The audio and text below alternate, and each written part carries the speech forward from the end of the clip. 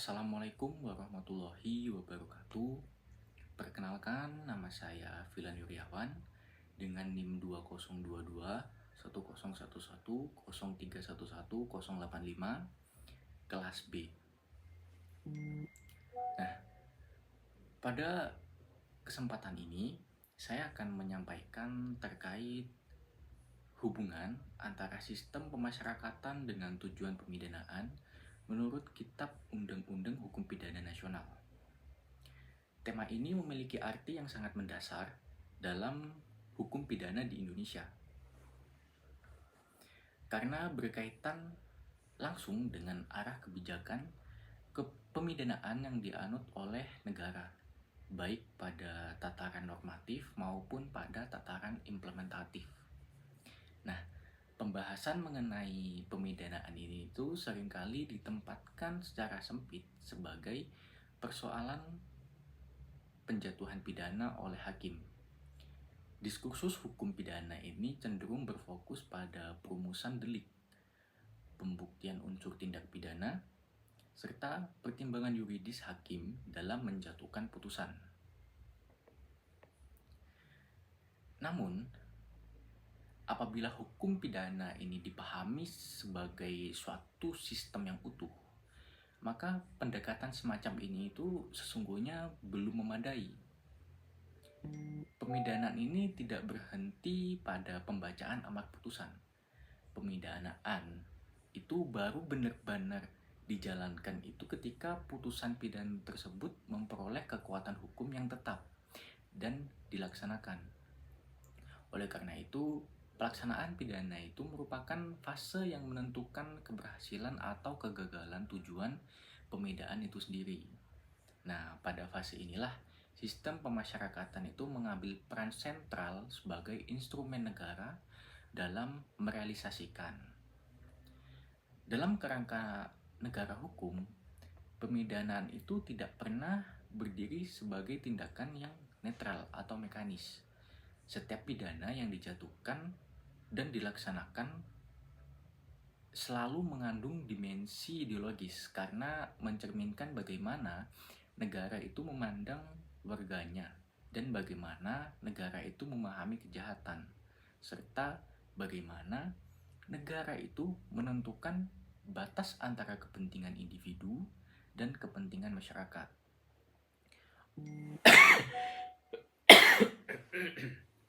Oleh sebab itu, perubahan paradigma pemidanaan itu tidak dapat dipahami hanya sebagai perubahan teknis perundang-undangan, melainkan sebagai pergeseran cara berpikir negara dalam mengelola konflik sosial yang diwujudkan sebagai hukum pidana.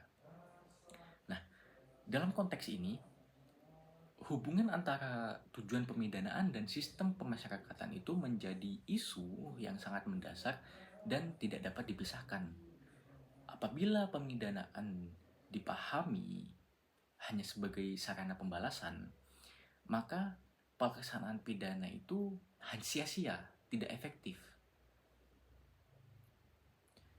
KUHP nasional ini mencoba keluar dari lingkaran yang dimana ini merumuskan tujuan pemidanaan yang lebih komprehensif. Nah, rumusan tujuan pemidanaan tersebut itu tidak boleh dipahami secara terpisah, melainkan sebagai satu kesatuan yang saling melengkapi. Pencegahan kejahatan itu tanpa pembinaan akan bersifat semu. Pembinaan tanpa perlindungan masyarakat itu akan kehilangan legitimasinya. Dan pemulihan keseimbangan sosial tanpa perubahan pelaku akan menjadi tindakan yang berkelanjutan. Oleh karena itu, pelaksanaan pidana itu harus mampu menjembatani seluruh tujuan tersebut secara berurutan, step by step.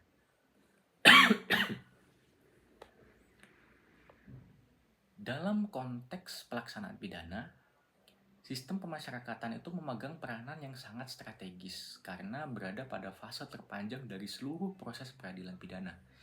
Jika proses penyidikan, penuntutan, dan pemeriksaan di pengadilan itu berlangsung dalam waktu yang relatif terbatas, maka pelaksanaan pidana khususnya pada pidana penjara itu dapat berlangsung bertahun-tahun, yang artinya interaksi negara dengan terpidana itu sering konflik.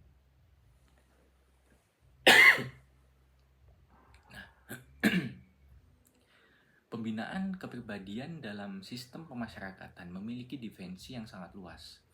Pembinaan ini tidak hanya bertujuan agar narapidana ini memahami bahwa perbuatannya itu melanggar hukum, tetapi juga agar terpidana itu memahami mengapa perbuatan tersebut itu salah dari sudut pandang sosial dan moral. Kesadaran hukum yang dibangun melalui pendekatan persuasif dan edukatif itu memiliki potensi yang lebih besar untuk bertahan dalam jangka panjang dibandingkan dengan kepatuhan yang lahir dari rasa takut semata. Oleh karena itu, pembinaan kepribadian harus dipahami sebagai proses internalisasi nilai hukum, bukan sekedar penyampaian aturan saja. Nah, selain pembinaan kepribadian, pembinaan kemandirian itu memiliki peran yang tidak kalah penting dalam mencapai tujuan pemidanaan. Banyak tindak pidana ini memiliki latar belakang ekonomi dan sosial, seperti kemiskinan, pengangguran, dan keterbatasan akses terhadap pendidikan. Apabila faktor-faktor ini tidak disentuh dalam pelaksanaan pidana, maka resiko terjadi kejahatan ulang itu akan tetap tinggi, akan terulang kembali. Nah, pembinaan kemandirian itu melalui pelatihan kerja, pendidikan keterampilan, dan penguatan etos kerja itu juga merupakan upaya konkret negara untuk memutus mata rantai kejahatan secara struktural. Dalam konteks ini, sistem pemasyarakatan itu berfungsi sebagai ruang intervensi sosial yang sangat strategis. Hubungan antara sistem pemasyarakatan dan pencegahan kejahatan itu menjadi sangat jelas apabila dilihat dari perspektif residivisme. Nah, tingginya angka residivisme itu bukan semata-mata mencerminkan kegagalan individu, tetapi juga dapat menjadi indikator kegagalan sistem pemidanaan secara keseluruhan. Ketika terpidana kembali melakukan kejahatan, pertanyaan yang harus diajukan itu bukan hanya mengenai kesalahan pelaku, tetapi juga mengenai sejauh mana negara telah menjalankan kewajibannya dalam membina dan mempersiapkan pelaku untuk kembali ke masyarakat. Nah, dengan demikian, evaluasi terhadap sistem pemasyarakatan itu merupakan bagian yang tidak terpisahkan dari evaluasi kebijakan hukum pidana nasional. Paradigma pemidanaan dalam KUHP nasional itu juga menuntut perubahan cara pandang aparat penegak hukum, seperti hakim, dalam menjatuhkan pidana. Tidak lagi dapat berpikir secara sempit bahwa tugasnya selesai pada saat putusan dibacakan, pada saat amar sudah diputuskan. Nah, hakim itu juga harus menyadari bahwa jenis pidana dan lamanya pidananya itu dijatuhkan akan sangat mempengaruhi pembinaan di dalam sistem pemasyarakatan. Nah, pidana yang terlalu berat tanpa mempertimbangkan tujuan pembinaan itu dapat menghambat proses reintegrasi sosial. Sementara, pidana yang terlalu ringan itu tanpa pengawasan yang memadai juga dapat mengurangi efek pencegahan. Nah, dalam arti luas, itu juga memikul tanggung jawab institusional untuk memastikan bahwa sistem pemasyarakatan itu mampu menjalankan fungsinya secara optimal.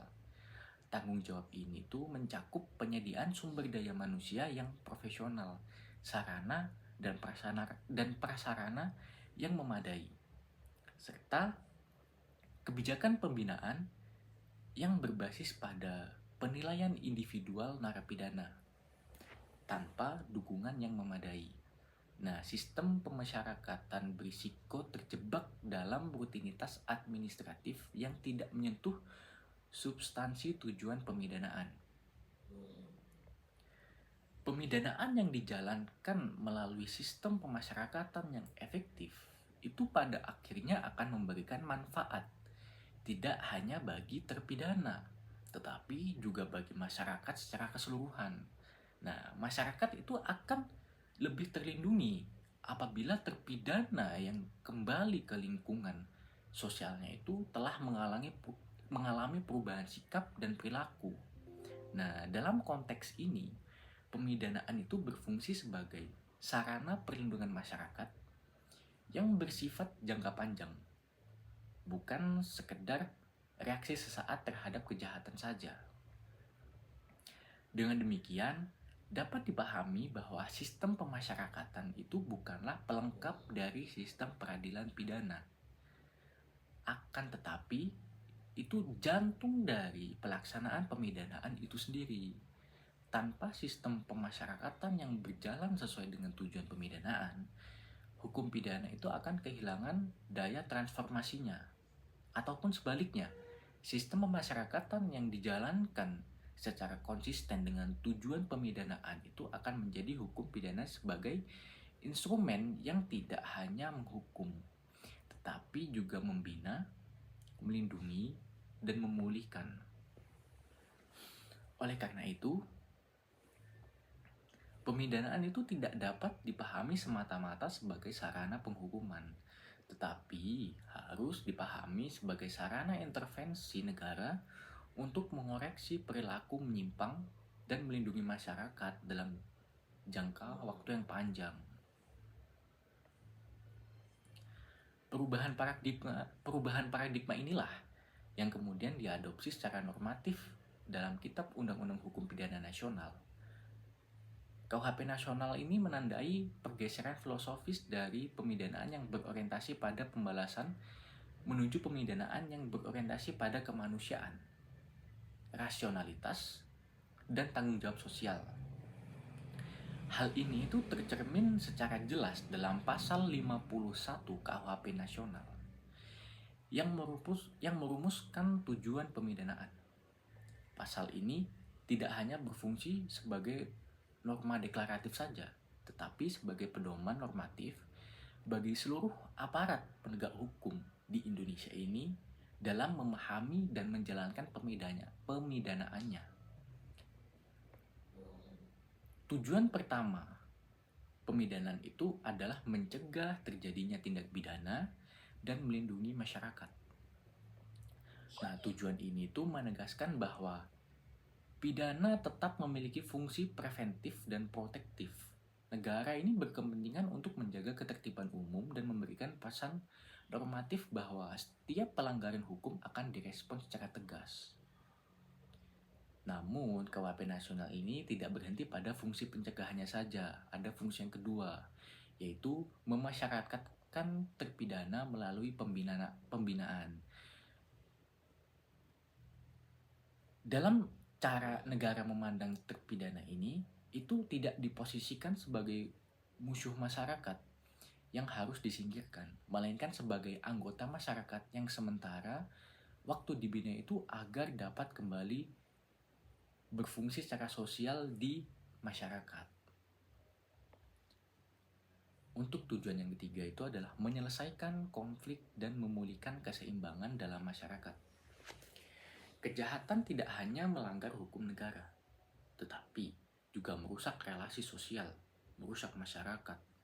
Oleh karena itu, pemidanaan itu harus diarahkan untuk memulihkan keseimbangan tersebut, baik antara pelaku dan korban, maupun antara pelaku dan masyarakat. Untuk tujuan yang keempat, itu menumbuhkan rasa penyesalan dan menghilangkan rasa bersalah pada terpidana. Ketentuan ini tuh menegaskan bahwa pemidanaan menyentuh dimensi etis dan psikologis. Pemidanaan yang baik bukan hanya membuat terpidana menderita, tetapi mendorong kesadaran moral atas kesalahan yang telah dilakukan oleh terpidana. Apabila keempat tujuan ini itu dipahami secara komprehensif, maka menjadi jelas bahwa hakim itu menentukan jenis dan berat pidana, tetapi hakim itu tidak mengelola kehidupan terpidana setelah putusan dijatuhkan. Justru tahap pelaksanaan pidana yang paling menentukan itu sistem pemasyarakatan yang memiliki kedudukan yang sangat fundamental. Nah, sistem pemasyarakatan itu diatur dalam Undang-Undang Nomor 22 Tahun 2022 tentang pemasyarakatan. Berbeda dengan sistem kepenjaraan lama yang menekankan aspek pengamanan dan penderitaan. Sistem pemasyarakatan ini tuh menempatkan narapidana sebagai subjek pembinaan. Meskipun kebebasan narapidana itu dibatasi, martabat dan kemanusiaannya itu tetap diakui dan dilindungi oleh hukum dan para aparat hukum. Sebagai contoh nih saja ya, ada seseorang yang dijatuhi pidana penjara karena tindak pidana pencurian.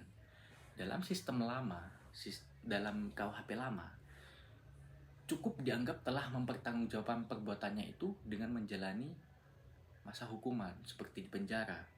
Nah, namun dalam perspektif hukum nasional, pendekatan ini tidak lagi memadai. Negara ini harus menilai apakah pidana tersebut itu mampu mencegah pelaku untuk mengulangi perbuatannya dan melindungi masyarakat di masa depan. Oleh karena itu, pidana penjara ini harus diikuti dengan pembinaan kepribadian dan pembinaan kemandirian.